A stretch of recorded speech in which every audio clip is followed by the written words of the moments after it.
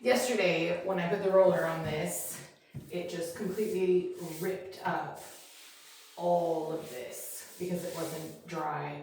So it was so gouged, I just had to scrape it back, obviously.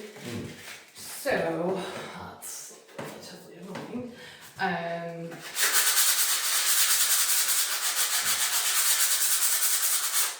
So at least now, after having the heating on in here all night, it does seem much drier.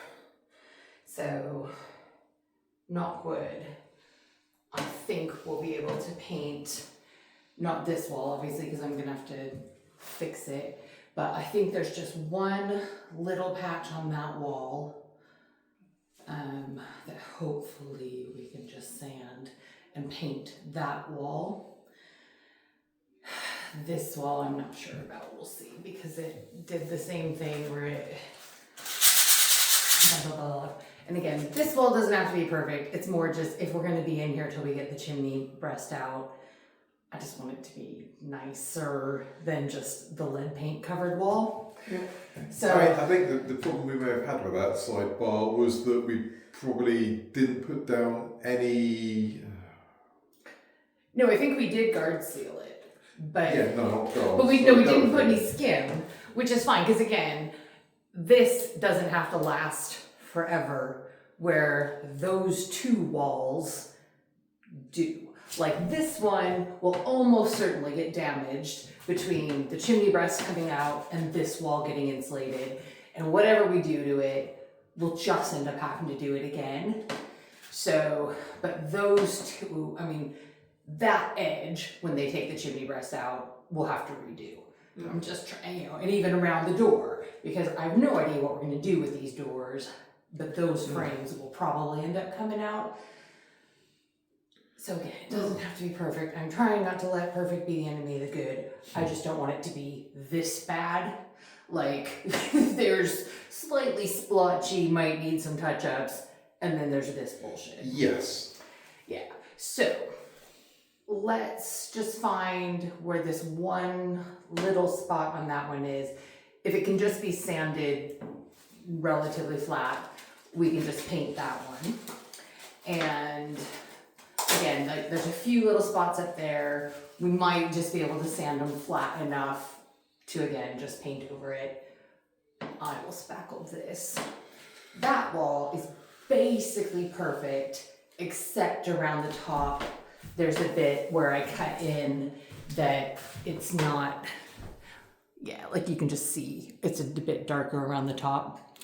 So I suppose the immediate question is, when you say we're doing painting, is it just more white undercoats? this is just the base coat. Right, okay. Yeah, but the one that we bought yesterday is so much better than the other one. Like I said, the other one was perfectly fine for showing the weak points in the skim, but zero coverage whatsoever. So really, I think this is almost more of an emulsion that you put on plaster after you put it up. It doesn't say that, and it's not watery like emulsion. Yeah, but it acts the same way. So it's just really stupid. You know, it wasn't expensive, but it wasn't cheap either. So it's just annoying how useless that is.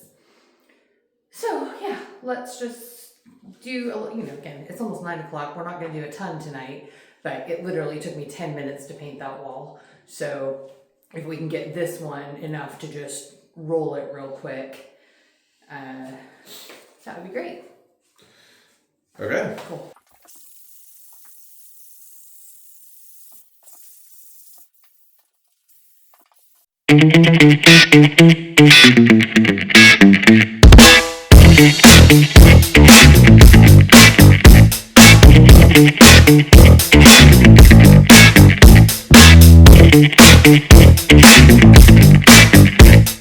Okay, well, that wall is about as done as we're gonna get the base coat on. Same over here, so they actually look pretty good.